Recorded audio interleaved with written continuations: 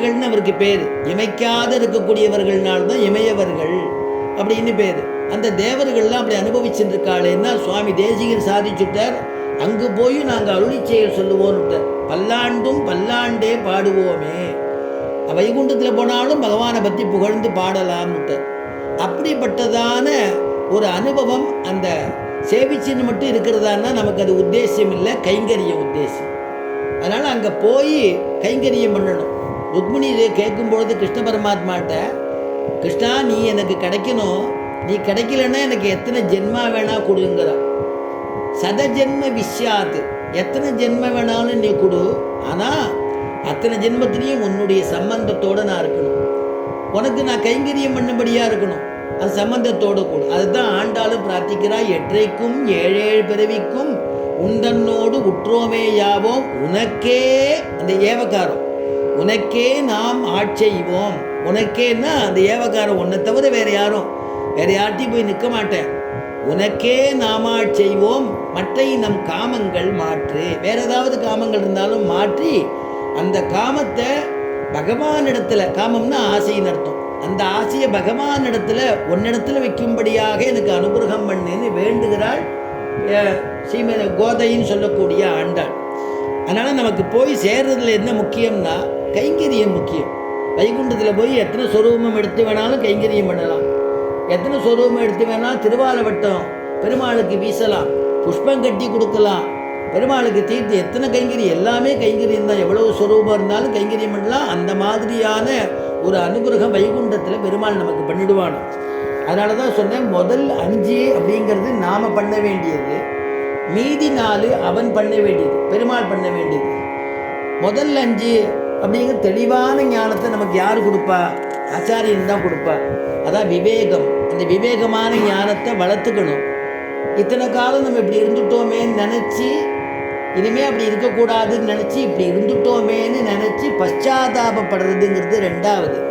நிர்வேதம்னு சொன்னோமே அது. மற்ற விஷயங்களில் ஆசைகளை விட்டு, உலக சம்பந்தமான ஆசைகளை விட்டு பெருமாள் இடத்துல ஆசை வைக்கிறதுங்கிறது 3வது.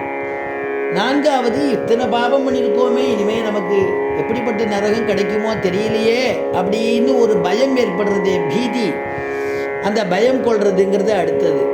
இந்த பயம் கொண்டதுனால இதுலேருந்து எப்படி தப்பிக்கணும்னு நினைக்கிற போது பெருமாள் திருவடியை ஆசிரிச்சுட்டா இதுக்கெல்லாம் நமக்கு ஒரு நல்ல வழி கிடைக்கும்னு அவன் இடத்துல உபாய அனுஷ்டானம் சரணாகதி பண்ணுறோமே, அது 5. இந்த 5 மாத்திரம் பண்ணிட்டோம்னா சரீரத்திலேருந்து ஜீவன் வெளிப்படுறது உத்கிரமணம்னு சொல்கிறத பகவான் பார்த்துப்பான்.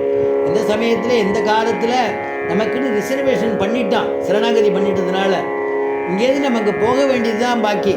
அவனுக்கு தெரியும் எப்போ அழைச்சின்னு போகணும்னு. நம்முடைய கர்ம வினைகள்லாம் கழித்து அதில் பேலன்ஸ் இல்லாதபடிக்கு அதை கொண்டு போய் நம்மளை பெருமாள் அழைச்சின்னு போயிடுவான். அதுதான் 6வது உத்கிரமணம்ங்கிறது. அச்சராதி மார்க்கம் தான் 7வது படி. 8வது படி என்னென்னா வைகுண்டத்தில் போய் சேர்றது, திவ்ய தேச பிராப்தின்னு அனுபவித்தோமே, அது 8வது.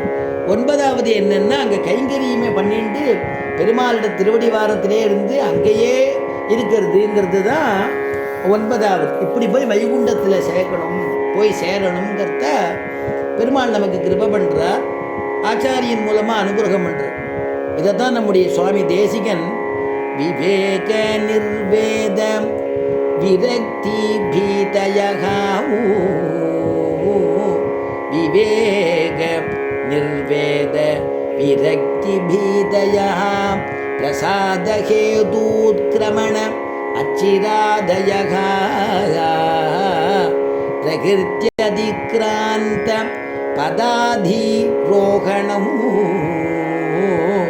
பிரகிருத்யதிக்ராந்த பதாதிரோகணம் பராப்திரித்யத்ர து பர்வணாம் க்ரமஹ.